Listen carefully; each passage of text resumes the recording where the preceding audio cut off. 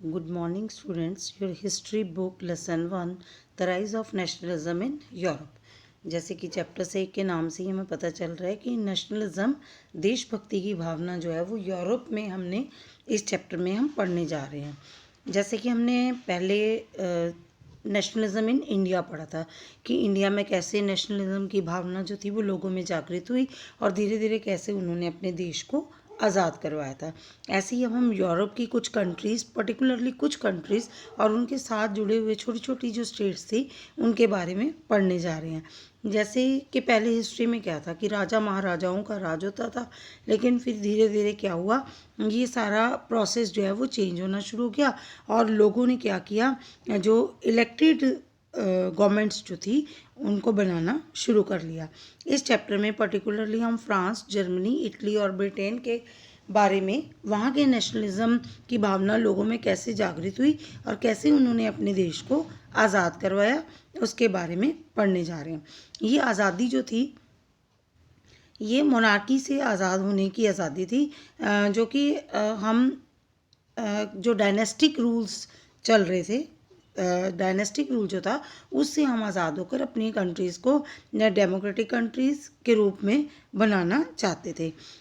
जो हमारा chapter start हो रहा है ये एक पेंटिंग के साथ स्टार्ट हो रहा है, जिसमें कि जो फ्रेडरिक सोरियो थे, एक पेंटर थे, उन्होंने ये पेंटिंग जो थी एक बनाई थी और उन्होंने उनकी ये क्या थी कि एक उन्होंने पेंटिंग बनाई कि इमेजिनरी पेंटिंग बनाई जिसमें कि स्टैचू ऑफ लिबर्टी जो है उन्होंने अपने एक हाथ में टॉर्च ली हुई है और एक हाथ पे चार्टर जो है, राइट्स का चार्टर, जो ह्यूमन बीइंग के राइट्स होने चाहिए उनका चार्टर जो है वो लिया हुआ है। और हमें दिखाई दे रहा है कि एक बहुत लॉन्ग ट्रेन की तरह जो है वो बना हुआ है और लोगों ने अलग अलग फ्लैग्स जो हैं अपने हाथों में लिए हुए हैं, जिससे वो क्या चाह रहे हैं कि जो स्टैचू ऑफ लिबर्टी को पार कर जाते हैं, इसका मतलब कि वो कंट्रीज जो थी वो आज़ाद होती चली जा रही थी। और ये जो जितने भी लोग हमें नज़र आ रहे हैं इन्होंने अपने डिफरेंट डिफरेंट फ्लैग्स लिए हुए हैं।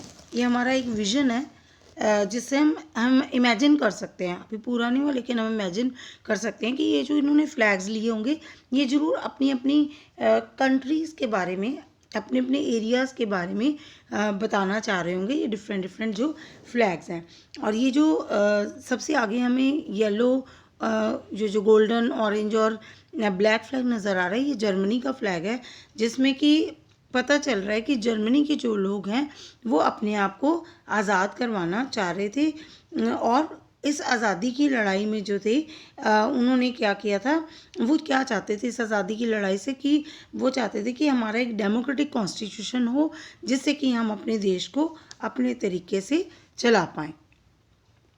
इसमें हमने अब हमने क्या था कि जब हमने 9th क्लास में फ्रेंच रेवोल्यूशन के बारे में पढ़ा था कि फ्रेंच रेवोल्यूशन जो था वो क्यों हुआ था, क्योंकि वहाँ पर क्या थी कि एस्टेट्स जो थी वो थी और उसमें क्या था कि जो लोग थे, जो सबसे मिडिल लोअर क्लास लोग थे, थर्ड स्टेट के जो लोग थे वो क्या थे, फर्स्ट स्टेट के लोगों से बहुत ज़्यादा परेशान हो गए, जिस वजह से रेवोल्यूशन हुआ है। और रेवोल्यूशंस होते ही तब हैं जब लोगों की प्रॉब्लम्स जो होती हैं ज़्यादा बढ़ जाते हैं, तो उन प्रॉब्लम्स के सॉल्यूशन के लिए उनको किसी ना किसी तरीके से अपनी आवाज़ को उठाना पड़ता है। The first clear expression of nationalism came with the French Revolution in 1789. France, as you would remember, was a full-fledged territorial state in 1789 under the rule of an absolute monarch.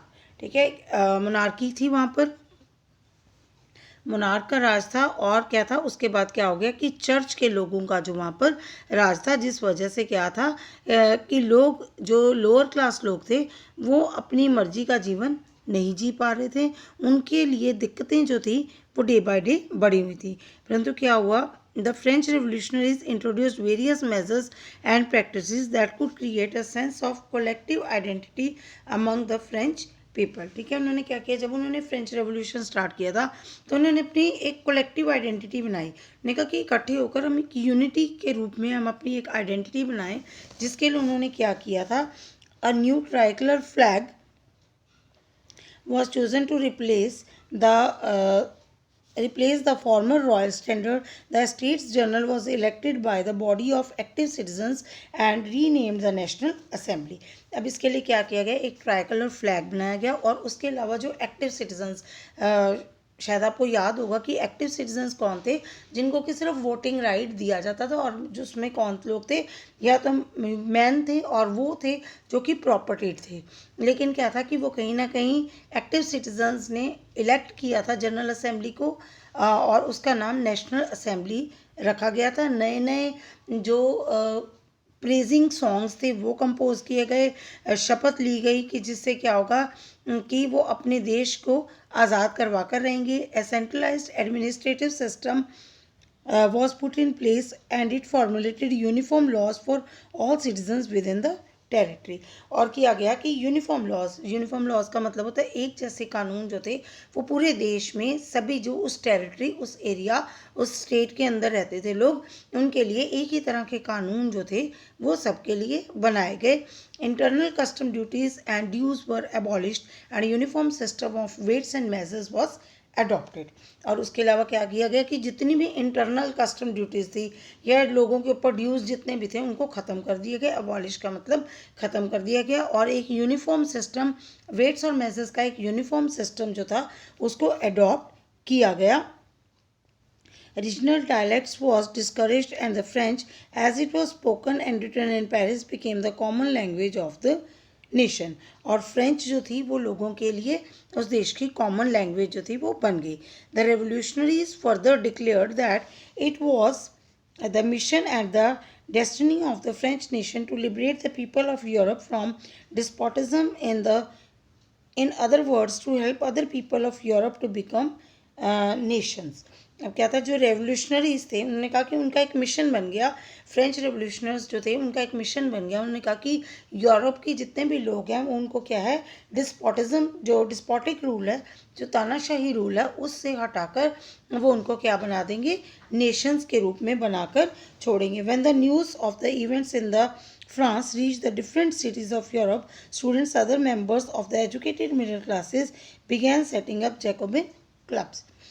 जैसा कि फ्रांस में हुआ था, जब उनकी खबरें दूसरे देशों में, यूरोप की और हिस्सों में पहुंचनी शुरू हुई, तो वहाँ पर भी क्या हुआ, जो विद्यार्थी थे, स्टूडेंट्स या फिर मेंबर्स जो थे मिडिल क्लास के, उन्होंने क्या कर रहे, अपने जैकोबिन क्लब्स जो थे, नए जैकोबिन क्लब्स जो थे बनाने शुरू कर दिए। With the outbreak of revolutionary Wars, जब ये रेवोल्यूशनरी वॉर्स शुरू हो गई तो फ्रेंच आर्मीज जो थी वो जगह जगह गई और ये नेशनलिज्म का आइडिया जो था दूसरे देशों तक पहुँचना शुरू हो गया। नेपोलियनिक कोड ऑफ और द सिविल कोड ऑफ 1804, ठीक है, जो नेपोलियनिक कोड था उसको सिविल कोड ऑफ 1804 भी कहा गया। इसमें क्या था, did away the all privileges based on birth, established equality before the law and secured the right to property. इसमें क्या किया गया, जितनी भी बर्थ के बिहार पर प्रिविलेजेस, बेनिफिट्स दिए जाते थे उनको बिल्कुल ख़त्म कर दिया। इक्वालिटी जो थी उसको एस्टेब्लिश किया गया और राइट टू प्रॉपर्टी जो था उसको सिक्योर कर दिया गया। This code was exported to the regions under the French control in Dutch Republic, in Switzerland, in Italy and in Germany. Napoleon simplified administrative divisions, abolished the feudal system and freed peasants from serfdom and manorial dues in the towns too. Guild restrictions were remove. अब क्या किया, जो Napoleon था उसने बहुत ज़्यादा जो उसका एडमिनिस्ट्रेटिव सिस्टम था उसको बहुत ज़्यादा अच्छे तरीके से कर दिया था। जहाँ पर फ्यूडल सिस्टम क्या होता है, जहाँ पर किसानों और लोगों को अपने काम में से टैक्सेस पे करने पड़ते थे, ठीक है, जहाँ पर क्या है कि लोगों को अपने काम के बदले में टैक्स देना पड़ता था, उसको फ्यूडल सिस्टम कहते हैं। उसको ख़त्म किया गया और किसान जो थे उनको जो सेफ्टम था, जो टैक्सेस थे, उनसे उनको आज़ाद कर दिया गया। और जो गिल्ड रिस्ट्रिक्शंस थी टाउन्स के ऊपर, गिल्ड रिस्ट्रिक्शंस उनको भी बिल्कुल ख़त्म कर दिया गया। Transport communication system were improved. Peasants, artisans, workers and new businessmen enjoyed a new found freedom Businessmen and small-scale producers of goods in particular began to realize the uniform laws, standardized weights and measures, and a common national currency would facilitate the movement and exchange of goods and capital from one region to another. अब क्या हुआ कि उनको लगा कि ये जो हमने अगर बिजनेसमैन होगा उसको अपनी चीज़ें एक जगह से दूसरी जगह लेकर जानी है तो उसके लिए क्या है पूरे यूरोप में पहले तो क्या होना चाहिए कि यूनिफॉर्म लॉज होने चाहिए. वेट्स और जो वेट्स एंड मेजर्स हैं उनका वो स्टैंडर्डाइज्ड होने चाहिए, मतलब वो एक जैसे होने चाहिए. और कॉमन नेशनल करेंसी होनी चाहिए. करेंसी क्या है, एक जैसी होनी चाहिए, जिससे क्या है कि बिजनेस करना जो है वो आसान हो सकेगा और गुड्स जो है उनको एक जगह से दूसरी जगह लेकर जाना आसान हो जाएगा. The making of nationalism in Europe. ठीक है, अब ये जो नेशनलिज्म की भावना थी इसको लोगों में यूरोप के लोगों में लाना बहुत ज़्यादा ज़रूरी था. उसके लिए क्या था, सबसे पहले the aristocracy and the new middle class. सबसे पहले क्या था कि जो अरिस्टोक्रेसी थी, सबसे डोमिनेंट जो क्लास थी on the continent. The members of this class were united by a common way of life and that cuts across regional divisions. They owned estates in countryside and also town houses. They spoke French for purposes of diplomacy and high society. अब क्या था, वो क्या करते थे कि जो aristocrat class थी उन्होंने अपनी बहुत सारी ज़मीनें बनाई हुई थी. वो कहीं ना कहीं अपने कॉमन इंटरेस्ट के लिए इकट्ठा रहते थे और क्या करते थे, अगर कहीं पे उनको कि कोई हाई सोसाइटी में कहीं उनको बात करनी होती थी और तब क्या था कि वो फ्रेंच में बात करते थे, जिससे लगता था कि ये एक अरिस्टोक्रेट क्लास है. और लोगों में क्या था, लोगों में कहीं ना कहीं हीन भावना जगाने के लिए इस भाषा का प्रयोग किया जाता था कि हम हाई क्लास सोसाइटी, इस वजह से सिर्फ हम ही लोग जो हैं वो फ्रेंच लैंग्वेज जो है उसको यूज़ कर सकते हैं. The majority of the population was made up of peasantry. लेकिन क्या था, ये जो अरिस्टोक्रेसी क्लास थी ये बहुत कम लोग थे, लेकिन जो ज़्यादा मेजॉरिटी थी वो क्या थी, लोअर क्लास की थी. किसान जो थे उनकी थी. To the west the bulk of the land was formed by the tenants and small owners, while in the eastern and central Europe, the pattern of land holding was characterized by vast estates which were cultivated by serfs. अगर हम कहें कि जो waste में क्या था कि जो लैंड जो थी वहाँ पर छोटे छोटे किसान और टेनेंट्स जो होते हैं वो थे. लेकिन अगर हम ईस्टर्न सेंट्रल यूरोप की बात करें तो वहाँ पे क्या थी कि लैंड होल्डिंग्स तो बड़ी थी, लेकिन उनमें क्या था, किसान लोग जो थे वहाँ पर काम करते थे. सर्फ्स क्या होते हैं, किसान होते हैं. और western and parts of the central Europe the growth of the industrial production and trade meant the growth of the towns and emergence. जो वेस्टर्न पार्ट था वहाँ पर क्या था, इंडस्ट्रियल प्रोडक्शन जो थी वो स्टार्ट हो चुकी थी, जिससे क्या था कि नए नए शहर जो थे वो बनने शुरू हो चुके थे. और क्या था कि प्रोडक्शन जो थी वो किसके बेस पर थी, सारी की सारी मार्केट बेस्ड जो थी वो होती थी. What did the nationalism stand for. ठीक है, ये जो लिबरल नेशनलिज्म है ये क्या है, सबसे पहले लिबरलिज्म क्या है. लिबरलिज्म क्या है, derives from the Latin root liber meaning free. ठीक है, उसने कहा कि लिबरलिज्म का क्या मतलब होता है कि आज़ाद, अपने आप को आज़ाद करना, आज़ाद होकर देशभक्ति की भावना जो है अपने मन में जागृत करना. For the new middle class liberalism stood for the freedom for the individual and equality of all before the law.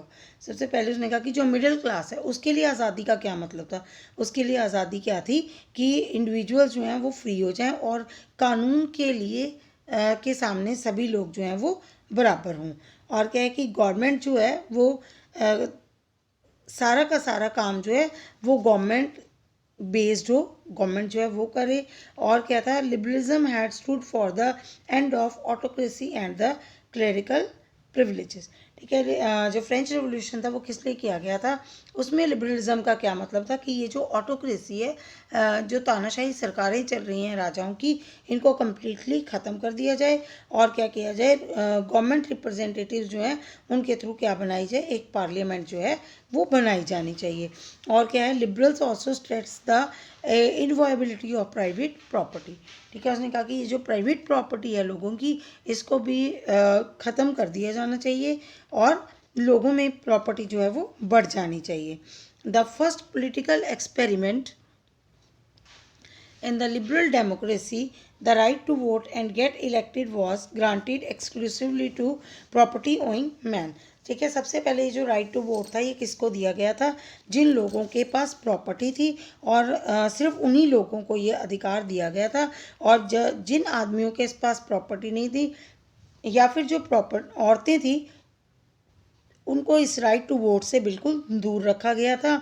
और उसमें क्या था, जो only a brief period under the Jacobins did all adult males enjoy suffrage. कुछ समय आया Jacobins का, लेकिन उस समय में क्या किया गया कि जो मेल्स थे, सभी एडल्ट मेल्स को राइट टू वोट जो था वो दिया गया।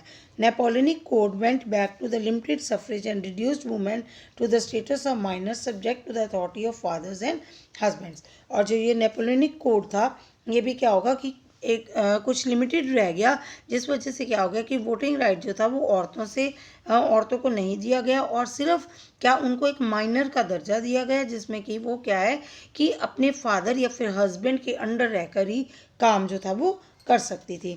In the economic spheres, liberalism stood for the freedom of markets and the abolition of state imposed restrictions on the movement of goods and capital। ठीक है, और क्या किया गया कि अगर हम अपना इकोनॉमिक स्फीयर लें और आर्थिक व्यवस्था लें, तो उसमें आज़ादी का क्या मतलब था? उसमें आज़ादी का मतलब था कि मार्केट्स जो हैं उनसे क्या है कि जो स्टेट रिस्ट्रिक्शंस हैं उनको हटा देना चाहिए, और गुड्स जो हैं वो एक जगह से दूसरी जगह जाने के लिए उनके ऊपर कोई भी रिस्ट्रिक्शन जो है वो नहीं होनी चाहिए। Napoleon's administrative measures had created out of countless small principalities a confederation of 39 states। ठीक है, नेपोलियनिक कोड जो था उसमें क्या था कि 39 स्टेट्स जो थी वो थी, और उसमें से क्या था, सबकी क्या थी, अपनी करेंसी थी, अपने वेट्स एंड मेजर्स थे। उसने कहा कि अगर कोई व्यापारी जो था 1833 में, अगर वो हैम्बर्ग से उसको न्यूरम्बर्ग तक जाना है, उसके अपनी गुड्स बेचने के लिए जाना था, उसको क्या करना पड़ता था, 11 कस्टम बैरियर्स जो थे उनको पार करना पड़ता था, और 5% ड्यूटी जो थी वो उसको पे करनी पड़ती थी। अब क्योंकि करेंसी डिफरेंट थी, वेट्स एंड मेजर्स जो थे वो कम्प्लीटली डिफरेंट थे सभी के, तो उस समय में जो व्यापारी होता था उसके लिए बहुत सारी दिक्कतें होती थी। क्योंकि अगर मान लिया कि उसको कपड़ा देना है, कपड़ा क्या है, फॉर एग्जांपल द एली क्या होता है, कपड़े को मेज़र करने के लिए जो पैमाना रखा गया उसको एली बोलते हैं। और क्या था कि वो सभी जगहों पर अलग अलग थी। अब उसमें क्या हुआ कि उसने सभी जगहों पर जाकर क्या किया, कपड़े की लेंथ जो थी उसको अलग अलग दिखाया। इससे क्या था कि एक व्यापारी के लिए दिक्कतें जो थी वो बढ़ जाती थी, और कहीं कहीं उसको बहुत सारा नुकसान भी हो सकता था। 1834 में क्या किया गया, एक कस्टम यूनियन जो थी वो बनाई गई। उसमें क्या किया गया कि ज़्यादा से ज़्यादा जो थी जर्मन स्टेट्स थी उनको जोड़ा गया। उसमें क्या किया गया, जितने भी ये टैरिफ बैरियर्स हैं स्टेट्स के, इनको कम कर दिया गया, और करेंसी जो थी 30 से लेकर क्या कर दी गई, सिर्फ 2 करेंसीज जो थी वो बना दी गई। और क्या किया गया, रेलवेज़ का नेटवर्क जो था वो क्रिएट किया गया, जिससे क्या हो कि सामान की आवाजाही जो है वो आसान हो जाए, और इकोनॉमिक ग्रोथ जो है वो ज़्यादा से ज़्यादा हो सके, और नेशनल यूनिफिकेशन पूरा जो देश है वो इकट्ठा हो सके। A wave of the economic nationalism strengthened the wider nationalist sentiments growing at the time. और क्या हुआ, जो ये इकोनॉमिक एक ऐसी वेव चली, एक ऐसी लहर चली, जिससे क्या हो गया कि हमारी जो आर्थिक रूप से अगर हम एक होना चाहते थे, उसने क्या किया, हमारे सेंटिमेंट्स को और ज़्यादा ग्रो किया, जिससे क्या है कि हम क्या कर सकें, अपने देश को इकट्ठा करने के लिए और ज़्यादा एफर्ट्स जो हैं उनको डाल सकें।